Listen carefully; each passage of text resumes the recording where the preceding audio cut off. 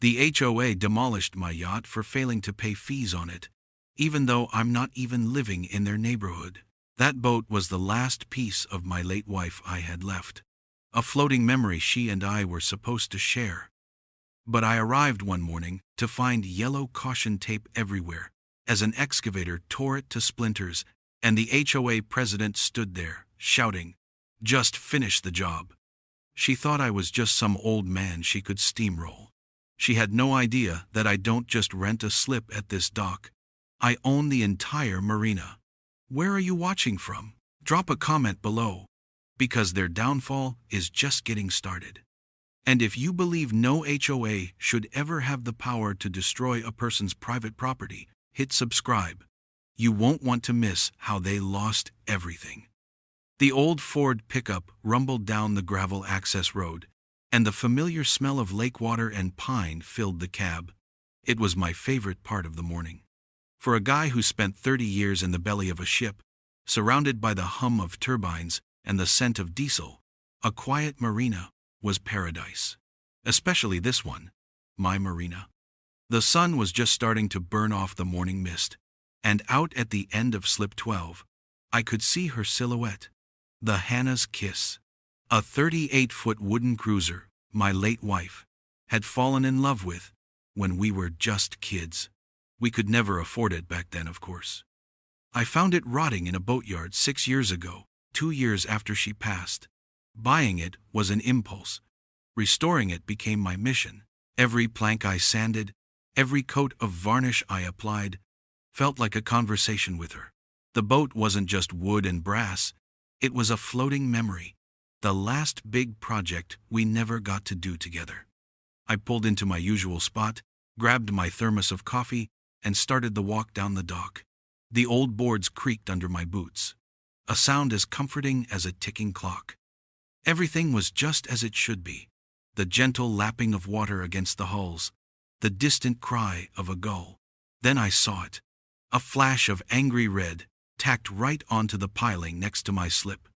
It was one of those laminated plastic tags, the kind designed to survive a hurricane. Bold, black letters screamed from behind the plastic, "Final Notice." Beneath that, an official-looking crest for the Lakeview Estates Homeowners Association. I pulled the tag off the nail.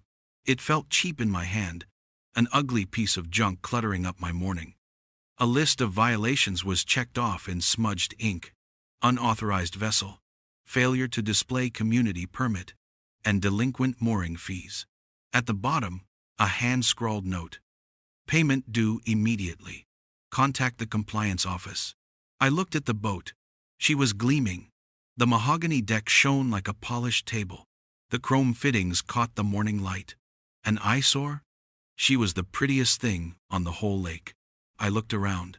The Lakeview Estates houses were across the water, a collection of big, beige boxes with perfectly manicured lawns. They were a mile away, as the crow flies. I didn't live there. I never had. My house was 5 miles in the other direction, on a few acres of quiet land. This marina wasn't part of their development. It was zoned commercial. Had been for 50 years. I owned it. Lock, stock, and dock. This had to be a mistake. Some new, overeager board member probably got a map upside down. I chuckled to myself, crumpled the tag in my fist, and tossed it into the trash can on my way back to the truck. A mistake, nothing more. Back at home, I decided to make the call, just to clear it up, get some poor soul on the phone, explain they had the wrong property, and that would be the end of it. I found the number online and dialed. After a dozen rings and a series of automated menus that made me feel like I was trying to launch a missile, a sharp, clipped voice answered. Lakeview Compliance. Miriam speaking. I explained the situation calmly. My name, the location of the marina, the fact that it was private commercial property, not part of their HOA. Miriam let out a tired sigh, the kind of sound someone makes when they're about to explain something obvious to a child.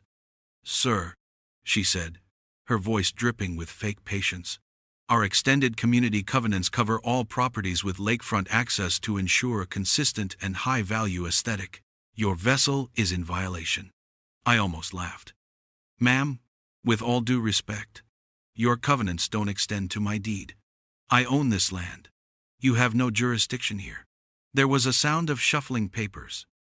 Mr. Hanley, we have notified you multiple times about the delinquency.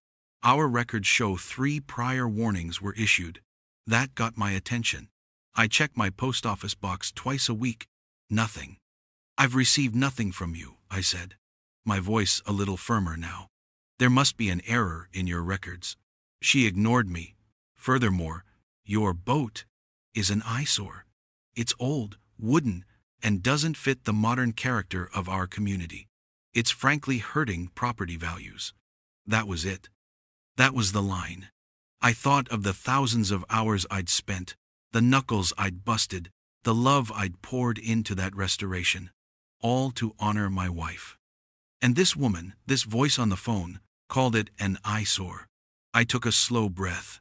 Getting angry wouldn't solve a clerical error. Listen, I said, keeping my tone level. Just send me a copy of the document that shows my Marina is part of your HOA. If you can provide that, we can talk. If not, I expect you to stop harassing me, she replied with a smug little. You'll be hearing from us. And the line went dead. I hung up, more irritated than worried. She was a bully with a clipboard. Nothing more. A paperwork tyrant in a beige kingdom. They had no legal leg to stand on, and she knew it. The whole thing was just a ridiculous, bureaucratic overreach that would sort itself out once they realized they were barking up the wrong tree. For a week, I heard nothing. I went about my business, checked on the boat, and nearly forgot about Miriam and her extended covenants. I figured she'd looked at a county parcel map, felt like a fool, and quietly dropped it. Then, the mail came. It wasn't a regular envelope. It was a certified letter, the kind you have to sign for. My heart sank a little as I signed the postman's scanner. Back inside, I slit the envelope open with a kitchen knife. The same Lakeview Estates crest was at the top. It was an official invoice, a long list of fines, itemized with a kind of vicious creativity. There were unapproved color scheme fees, failure to maintain modern appearance penalties, and late fees on top of late fees. At the bottom of the page, in bold, unforgiving print, was the total, $11,200. My blood ran cold, but it was the final sentence that really stopped my breath. It read, "Failure to remit payment within 72 hours will result in further enforcement, up to and including removal action of the offending property at the owner's expense." They weren't making a mistake. This was a threat. They were coming for my wife's boat. I spent the next 3 days on the phone with a property lawyer. He was a decent guy, a young man with a sharp mind, who confirmed everything I already knew. The HOA had no claim. He drafted a blistering cease and desist letter, citing state property laws and demanding they retract their bogus fine and issue a formal apology. He sent it via courier. We gave them 48 hours to respond. We heard nothing. Silence. My lawyer said that was good. It meant they were cornered, talking to their own attorneys, who were likely telling them how badly they'd screwed up. "They'll go quiet and hope you go away, Jack," he'd advised. "Just sit tight. Don't engage. The ball is in our court." So I sat tight. For 1 week, I stayed away from the marina. I worked in my garage, tinkering with an old engine, trying to keep my hands and my mind busy. But every time I closed my eyes, I saw that $11,000 invoice. I heard Miriam's condescending voice calling my wife's boat an eyesore. Finally, I couldn't stand it anymore. I needed to see her. I needed to run my hand along her polished rail and remember why I was fighting this. I turned onto the access road and knew immediately that something was wrong. There was yellow caution tape strung between the trees at the entrance. Up ahead, I saw flashing lights. 2 police cruisers were parked near the docks, their presence a harsh intrusion on the morning peace. A cold knot formed in my stomach. I parked the truck and got out, my boots crunching on the gravel. I ducked under the tape and started walking faster. A young officer saw me and put his hand up. "Sir, this is a restricted area." I didn't stop. "That's my Marina," I said, my voice flat. I kept my eyes fixed on slip 12, but there was nothing there. Just an empty space of dark, choppy water. My boat was gone. For a second, a wild hope flickered through me. They towed it. They moved it to an impound lot. It was a stupid, expensive hassle, but she was safe. Then I saw the debris. Splintered pieces of mahogany bobbed in the water. A piece of the brass nameplate, Hannah's K, lay half submerged in the mud. And on the shore, fresh tracks from heavy machinery. Deep, wide gouges torn into the earth. They hadn't towed her. They had destroyed her. My legs felt weak. I leaned against a piling to keep from falling. It was like getting a punch to the gut that you never saw coming. Decades of discipline, of keeping my composure in situations where one mistake could mean life or death, just evaporated. All I felt was a hollow, ringing emptiness. That boat was my therapy. It was my connection to her. They hadn't just demolished a vessel, they had taken a bulldozer to a memory. I saw one of my neighbors, an old fisherman named Dale, standing by his own slip, looking pale. He saw me and walked over, his face grim. "Jack, I'm so sorry," he whispered. "It happened yesterday. They came with an excavator. I got some of it on my phone." He fumbled with his old flip phone, and after a few clicks, held it out to me. The video was shaky, filmed from a distance, but it was clear enough. A huge yellow machine with a clawed bucket, slamming down again and again on the boat's beautiful wooden hull. The sound of splintering wood was sickening. Then, a voice from off-camera, sharp and imperious. "Make sure you get all of it. I want it flattened. Just finish the job." The camera wobbled and zoomed in on the person shouting. It was Miriam Slade. She stood there with a clipboard, a smug, satisfied look on her face as she watched them tear my wife's memory to pieces. I handed the phone back to Dale, my hands shaking with a rage so cold it felt like ice water in my veins. I walked over to the senior police officer who was taking notes. I explained who I was. I told him this was my private property. I told him they had destroyed my boat without a court order, without any legal right. He listened, his expression impassive. "I understand your frustration, sir," he said, in a practiced, calm tone. "But from what we've been told by the HOA's representative, this was a scheduled removal of abandoned property in violation of community covenants. This appears to be a civil dispute." "A civil dispute?" He said it like they'd trimmed my hedges over the property line. I pointed to the wreckage floating in the water. "Officer, that is grand larceny and destruction of private property. I want to press charges." He shook his head slowly. "You'll need to take that up with your attorneys, sir. We can't make an arrest. There's no crime to report here." They wouldn't file a report. They wouldn't even investigate. They just stood there, guarding the scene of the crime for the criminals. I called the HOA office, demanding to speak to Miriam. The receptionist told me the board was in a closed-door meeting and could not be disturbed. They were hiding. I got back in my truck and drove home. The grief was still there, a heavy weight in my chest, but something else was rising up to meet it. Fury. A calm, methodical engineer's fury. They thought this was over. They thought they had won. They'd beaten me with paperwork and a bulldozer because they thought I was just some old man renting a boat slip. They thought I would file a lawsuit that would take years and drain my savings. They were about to learn how wrong they were. Back at my house, I walked to the den and knelt in front of the old fireproof box tucked away in the closet. I spun the combination lock and lifted the heavy lid. Inside, beneath old family photos and my Navy discharge papers, was a thick, folded document. A property deed. It wasn't the deed to my house. It was the deed to the entire marina, including the access road and the shoreline. I didn't lease that property. I'd bought it outright 9 years ago as an investment through a small holding company I'd set up. I walked over to my wall safe, spun the dial, and pulled the heavy steel door open. I reached in and took out a sealed folder. On the tab, printed in clean block letters, were the words Dockworks LLC. I sat at my desk, the folder in my hands, and I could see Miriam's smug face in my mind, watching my boat get destroyed. A slow smile spread across my face. I opened the folder and whispered to the empty room, "You just demolished your future clubhouse." My lawyer wanted to go straight for their jugular, with a lawsuit. He was talking damages, depositions, and injunctions. I told him to stand down. Filing a lawsuit would be playing their game, on their timeline, in their world of paperwork and legal maneuvering. They were comfortable there. I wasn't going to fight them where they were strong. I was going to pull the rug out from under them.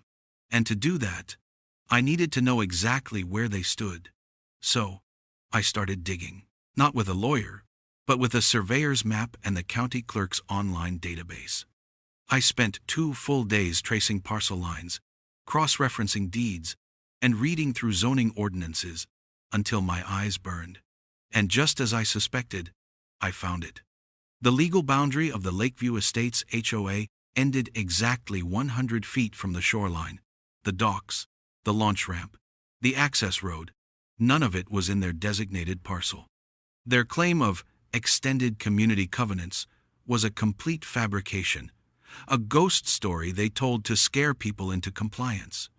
They had as much legal authority over my marina as they did over the moon. With that confirmation in hand, I went back to the docks.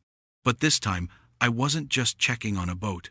I was there as the owner, the landlord, and I was going to talk to my tenants. I started with Dale, the old fisherman. I sat with him on his boat, shared a cup of coffee from his rusty thermos, and just listened. He told me the HOA had been ticketing him for years. Fines for having crab pots stacked on the dock, fines for the color of his boat cover, fines for a banner his granddaughter made him that said, "World's Best Grandpa." He'd paid them all, thousands of dollars over the years, because he was afraid of losing his slip. The only place he could afford to keep the boat he used to make a living. It was the same story, up and down the marina. I spoke to a young couple who got hit with a visual fine because their kayak was bright yellow. I spoke to a retired Army veteran and his wife, a sweet old couple named the Clarks. The HOA had forced them to pull up their small private dock, a dock that had been there for 20 years, because they had missed a single payment on a $250 annual shoreline maintenance fee they never actually owed. They hadn't just bullied me. They'd been running a systematic extortion racket for years, preying on people who didn't have the resources or the knowledge to fight back. Then I uncovered their endgame. Tucked away in the minutes of a county planning meeting from 6 months prior, I found a proposal from the Lakeview Estates HOA. It was a grand plan to acquire and redevelop the marina. They wanted to tear down the old docks and build a new private clubhouse, a spa, and a high-end restaurant exclusively for their residents. The proposal mentioned the current marina was underutilized and aesthetically blighted. My marina, my blight. It all clicked into place. They weren't just fining me over an old boat. They were trying to force me out. They wanted to devalue my property, bury me in liens and legal fees, and then swoop in and buy the land for pennies on the dollar when I couldn't afford to fight anymore. Destroying my boat wasn't just an act of petty tyranny. It was a strategic business move. That's when the last piece of the puzzle fell into my hands. My lawyer, doing some digging on his own, found an old access agreement. 15 years ago, the original developer of the HOA had signed a license with the marina's previous owner. It gave the HOA residents permission to use a small, private footbridge that crossed a creek and led directly to the marina's main walkway. It was a shortcut, a convenience. And according to the terms, the license could be revoked by the marina's owner at any time, for any reason, with 24 hours notice. I didn't file a lawsuit. I didn't send another angry letter. I simply had my lawyer draft a 1-page document, a formal revocation of the access license for the footbridge, effective immediately. I made a few copies. The next HOA board meeting was that Thursday. It was an open meeting, held in the community's sterile beige clubhouse. I walked in, right as Miriam was giving a self-congratulatory speech about maintaining community standards. A few dozen residents were scattered in the audience, looking bored. I walked straight to the front, past the little table with the water pitcher and plastic cups, and stood before the board. Miriam stopped mid-sentence, her eyes narrowing. "Excuse me, this is a private meeting for residents. I'm not here as a resident," I said, my voice calm and steady. "I'm here as your neighbor." I placed a copy of the license revocation on the table in front of her. "As of tomorrow morning, your community's access to the Marina footbridge is terminated. The bridge is on my property. You and your residents are no longer permitted to use it. Any who do will be considered trespassing." The room went silent. You could hear the hum of the air conditioning. Miriam's face went from pale to a blotchy, furious red. She snatched the paper, her eyes scanning it frantically. "You can't do this!" she shrieked, slamming the paper down. "We have an agreement!" I looked her straight in the eye. "You had an agreement with the previous owner. I'm the new owner." Then I looked at the audience. "And I don't take kindly to people who bulldoze my property and then pretend it was a civil dispute." I turned and walked toward the door. As I reached it, I heard something I hadn't expected. A quiet, tentative sound at first, then a little louder. Someone was clapping. Then another person joined in. By the time I stepped out into the cool evening air, a small ripple of applause was echoing behind me. The board members stormed off the stage, their faces a mixture of shock and rage. The war had started. And I had just won the first battle without firing a single shot. Revoking that license was just pulling the first pin on the grenade. Now I had to make sure I was standing clear of the blast. The very next morning, my old Navy buddy Eli Vance rolled up to the Marina in his work truck. Eli's a master mechanic who can fix anything from a diesel engine to a Swiss watch with a roll of duct tape and a well-placed curse word. He also happens to run a small commercial security company on the side.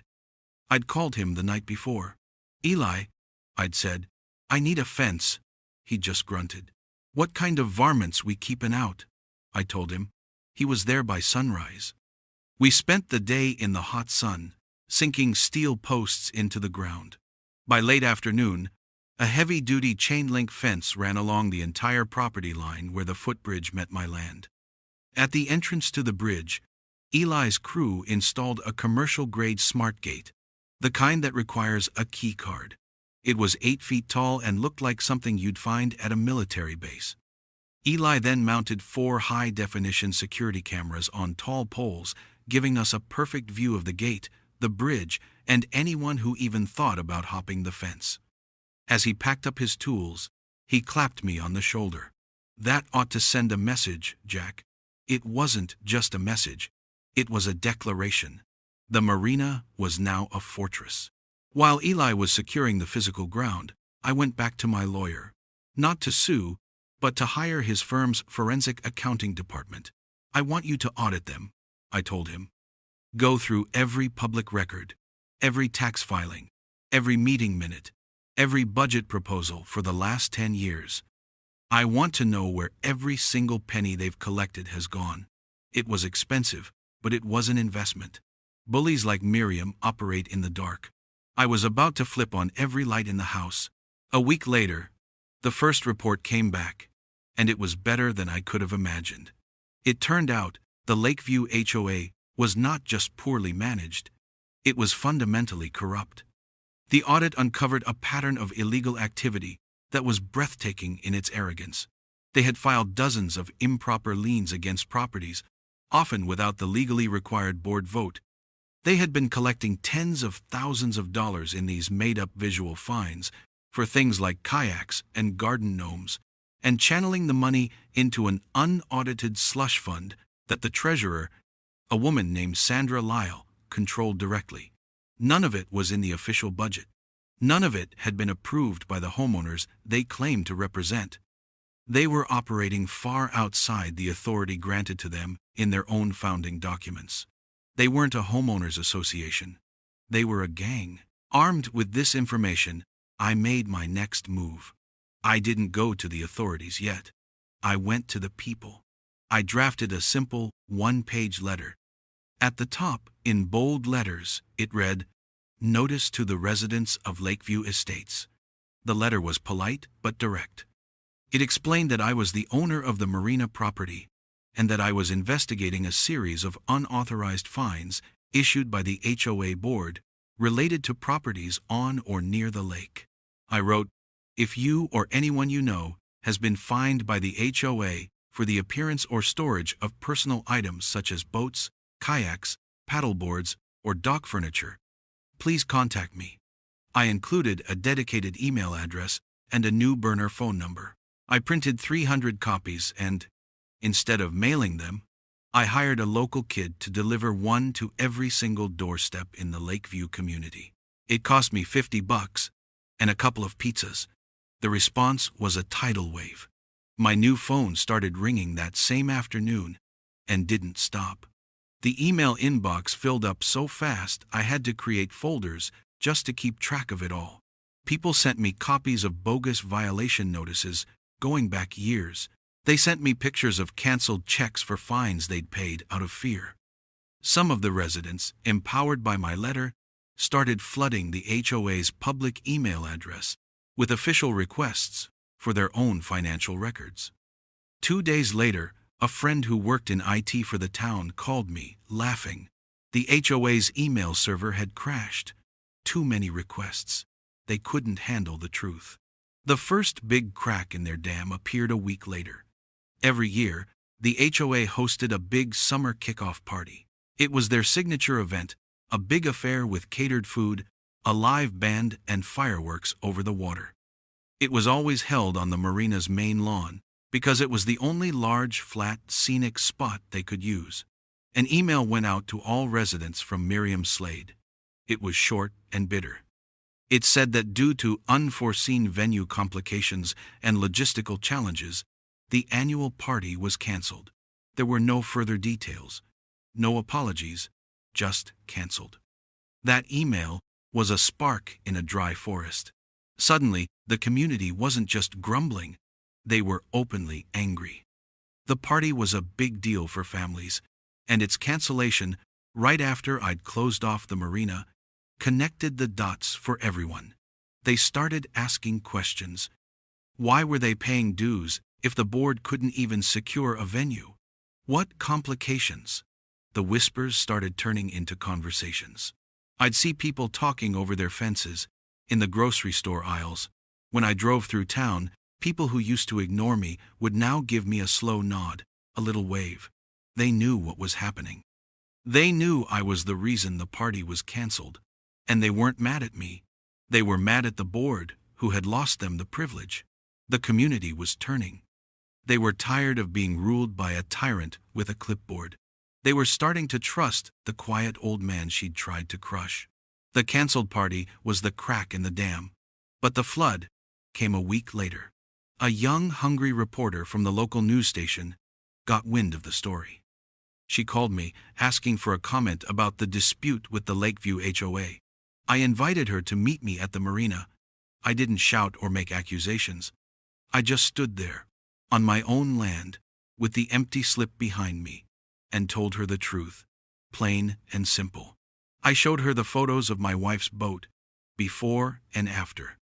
I showed her the deed to the property. I told her about the $11,000 fine from an HOA I didn't belong to. And then I laid out the facts from the audit, the illegal liens, the slush fund. I didn't have to raise my voice. The facts were a hammer. I ended the interview with a clear, steady gaze into the camera. They flattened my wife's boat without a single court order, on land they don't own.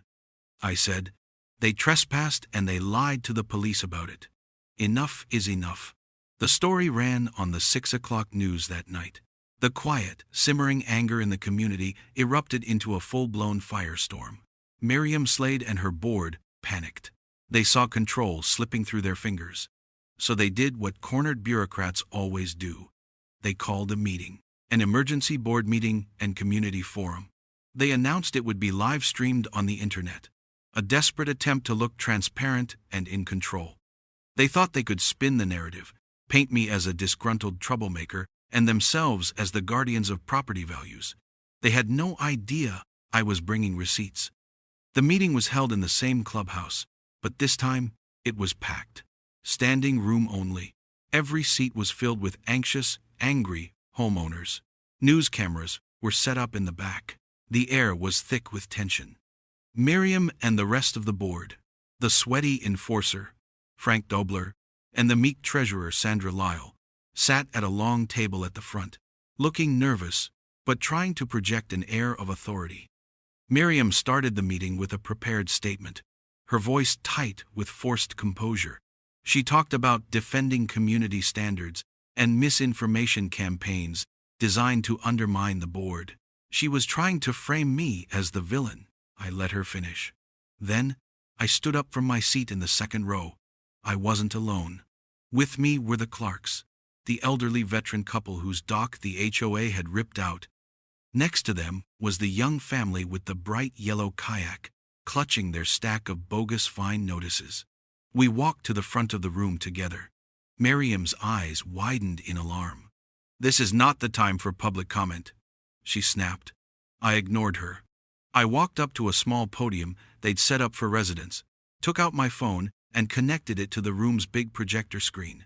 Dale's shaky video filled the wall. The sound of the excavator's claw smashing into my wife's boat echoed through the silent room. The image of Miriam herself, shouting, "Just finish the job," was 10 feet tall for everyone to see. There were audible gasps from the audience. The board members stared at their hands, refusing to look at the screen. When the video ended, I left the image of Miriam's smug face frozen on the wall. Then I turned to the board. I didn't raise my voice.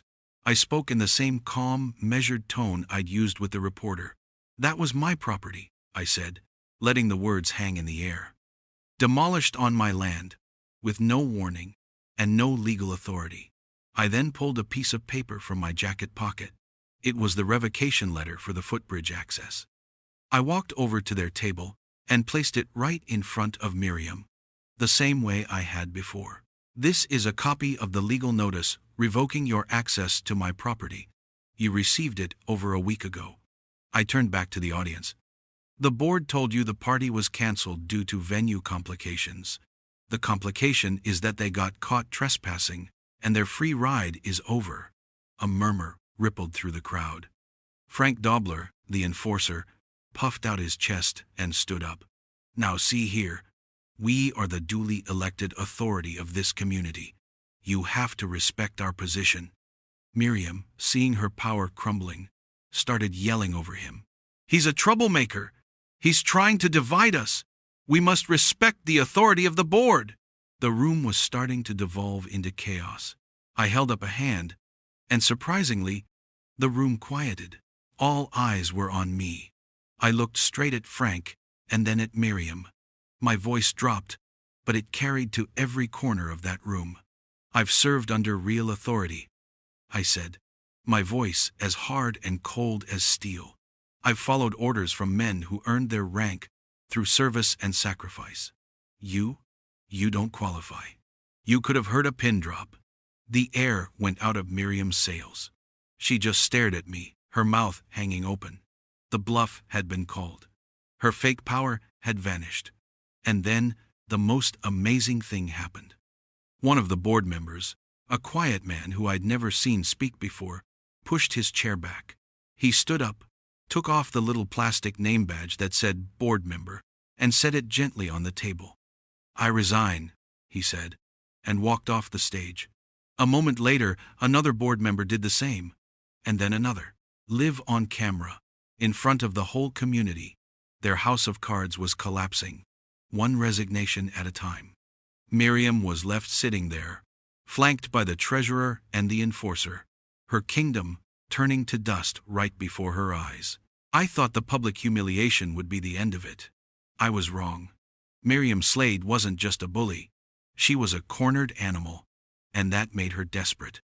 A few days after the disastrous meeting, she lashed out with the only weapon she had left: petty legal harassment. She filed a trespassing complaint against me with the police, claiming I had illegally entered the clubhouse. Then, she filed for a restraining order, alleging I was a threat to her personal safety. It was absurd, a pathetic last-ditch effort to regain control by painting herself as the victim. But in their final, flailing moments, they made a fatal mistake. They had underestimated not just me, but the people they had hired to do their dirty work. While Miriam was busy playing the victim, my lawyer had been quietly tracking down the subcontractor who actually demolished my boat. He was a small, local guy with a single excavator and a family to feed. At first, he was defensive, claiming he just did the job he was paid for. But my lawyer didn't threaten him. He just laid out the facts. He explained the property lines. He showed him the title deed. And then he told him about the potential liability for participating in the willful destruction of private property. That's when the subcontractor's story started to change. He admitted that the whole thing felt strange from the start. Miriam had been cagey about the paperwork. He'd asked for a signed work order from the property owner and a copy of the demolition permit from the county. He was told they were being processed and that he needed to start immediately. When he pushed back, Miriam assured him it was all above board. He confessed she had finally given him a signed permit that morning, claiming the owner approved it and that the rush was due to imminent safety hazards. He'd taken her at her word. He wanted to believe her, but he'd made a copy of that permit for his own records. He handed it over. One look, and my lawyer knew. The permit number was in the wrong format. The county seal was slightly blurry, a poor photocopy. He took it straight to the county clerk's office. It took them less than 5 minutes to confirm it was a complete forgery. Not just an error, a deliberate, criminal fake. That piece of paper changed everything. This was no longer a civil dispute about property lines or bogus fines. It was felony fraud. My lawyer didn't file a new motion. He just made 2 phone calls. The first was to the district attorney's office. The second was to the police detective, who had originally dismissed my complaint at the Marina. He explained the new evidence, the forged permit, the subcontractor's sworn statement, the financial audit showing a slush fund. Suddenly, the police were very interested. The phrase, forgery of a public document, has a way of getting their attention. That afternoon, 2 detectives showed up at the Lakeview Estates clubhouse with a search warrant. They weren't there to mediate a dispute. They were there to conduct a criminal investigation. And their timing couldn't have been more perfect. According to a source inside the clubhouse, when the detectives arrived, they found Miriam Slade and the treasurer, Sandra Lyle, in the back office with a paper shredder, frantically feeding it stacks of documents. The machine was whining, struggling to keep up. When Miriam saw the police, she reportedly tried to shove a thick folder under her desk. It was a pathetic, amateurish attempt to destroy evidence, and the detectives saw it all. The scene that followed was better than anything Hollywood could write. They were escorted out of the building in handcuffs. Miriam, who had built her entire identity on being a person of authority and order, was now the one being told to put her hands behind her back. The local news crew, tipped off by an anonymous source, was there to capture the whole thing. The footage was priceless. Her face, a mask of pure, unadulterated shock and fury, as she was placed in the back of a police car. The meek treasurer, Sandra, just sobbed uncontrollably. Frank Dobler, the enforcer, was nowhere to be found. He had apparently vanished the moment he heard the word warrant. The whole rotten structure had collapsed. The arrests triggered a full state-level audit of the HOA's finances. What was left of the board resigned en masse. The community, finally free, voted overwhelmingly to dissolve the HOA entirely. The reign of terror was officially over. A week later, I walked down to the footbridge.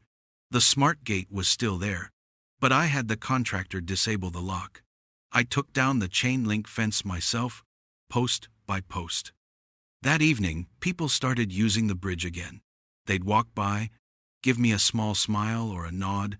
The Clarks brought me a freshly baked apple pie. The young couple with the yellow kayak offered to help me clean up the last of the debris from my demolished boat. There were no grand speeches, no victory parties. Just a quiet, shared understanding that something good had happened. The power had been returned to the people it belonged to. The final step came a month later. I took a piece of beautifully stained mahogany, the last salvageable piece from Hannah's boat, and carved a new sign for the marina. I hung it on 2 posts at the entrance, where the ugly HOA sign used to be. It didn't say Lakeview Marina or Dockworks LLC. It just said, in simple, elegant letters, Hannah's Marina, the name it should have had all along. My wife's memory wasn't in that boat anymore. It was in the peaceful water, the quiet docks, and the newfound solidarity of a community that had finally learned to stand up for itself. The downfall of the Lakeview Estates HOA wasn't a loud explosion. It was more like a slow, quiet crumbling. After Miriam and Sandra were formally charged, the whole rotten foundation gave way. The state audit uncovered years of financial mismanagement and fraud. Faced with lawsuits from a dozen residents and the crippling cost of their own legal defense, the association was forced into receivership and then, by a near-unanimous vote of the homeowners, officially dissolved. There was a sense of collective relief, like a long, low-grade fever had finally broken. People started talking to each other again, not in whispered complaints, but out in the open. The invisible walls of suspicion and fear that the HOA had built came down. In its place, the residents formed a simple, voluntary neighborhood cooperative, focused on organizing block parties and maintaining the common entrance, not on measuring lawn height or fining people for the color of their wind chimes. It turned out that when you treat people like adults, they tend to act like them. The legal battles ended with a settlement. My lawyer fought for a sum that not only covered the full replacement value of Hannah's boat, but also significant punitive damages for the fraud and willful destruction of property. It was a substantial amount of money, more than I would ever need. Keeping it for myself felt wrong. The fight was never about money. It was about respect, about memory. I thought about what Hannah would have wanted. She wasn't a fan of fancy things, but she had a deep and abiding respect for people who worked with their hands. She'd grown up in a family of carpenters and plumbers, and believed that a person with a good trade had a skill that no one could ever take away from them. So I took the entire settlement and used it to establish a permanent scholarship fund at the local community college, the Hannah Hanley Memorial Scholarship. It was for young men and women going into the trade programs, welding, electrical, marine mechanics, carpentry. It would help kids who wanted to build things, not just manage them, get a start in life. It felt right. It felt like I was turning the splintered wood of her boat into something that could grow. Life at the marina found a new rhythm, a better one. It was quieter, friendlier. The people who kept their boats there weren't tenants anymore. They were neighbors. One sunny Saturday afternoon, I was down on the dock, working on a small skiff I'd picked up, when the young boy from the family with the yellow kayak came by. His name was Leo, a curious kid of about 14.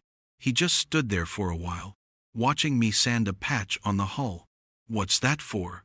he finally asked, pointing to the can of sealant. I stopped what I was doing and explained how the sealant protects the wood from the water, how you have to apply it in thin, even coats, and how the preparation is the most important part of the job. He listened intently, his eyes wide. On an impulse, I handed him a clean rag. "Here," I said, "you wipe down the part I just sanded. Get every bit of dust off." He took the rag and worked with a quiet focus, as careful as a surgeon. For the next hour, I showed him how to mix the epoxy, how to apply it, and how to read the grain of the wood. We didn't talk much, but we worked. When we were done, he stood back and looked at the smooth, protected patch. A small, proud smile touched his lips. It was the first time I'd really felt like building something again, since they'd destroyed her boat. That evening, I sat on the porch of my small office overlooking the marina, a mug of coffee growing cold in my hands. The sun was setting over the lake, painting the water in shades of orange and purple. Down on the docks, a few kids were fishing with their dad. Mr. Clark had rebuilt his little dock and was out on it, enjoying the evening with his wife. An American flag, newly raised on a pole at the end of the main pier, flapped softly in the breeze. Tucked away in what used to be Slip 12 was a new boat. It wasn't a fancy wooden cruiser. It was a simple, sturdy, little fishing boat, the kind a man could use without worrying about scratching the varnish. Justice isn't something you find in a law book or a courtroom. It's a level deck. It's the right to be left alone and the peace of mind that comes from knowing your neighbors have your back. They thought they could bulldoze a memory, erase a piece of my past, but all they did was wake me up. As the last sliver of sun disappeared, Leo and his dad walked by on the path below. The boy looked up, saw me, and waved. I raised my hand and waved back. The marina was quiet, the water was calm, and for the first time in a long time, everything was exactly as it should be.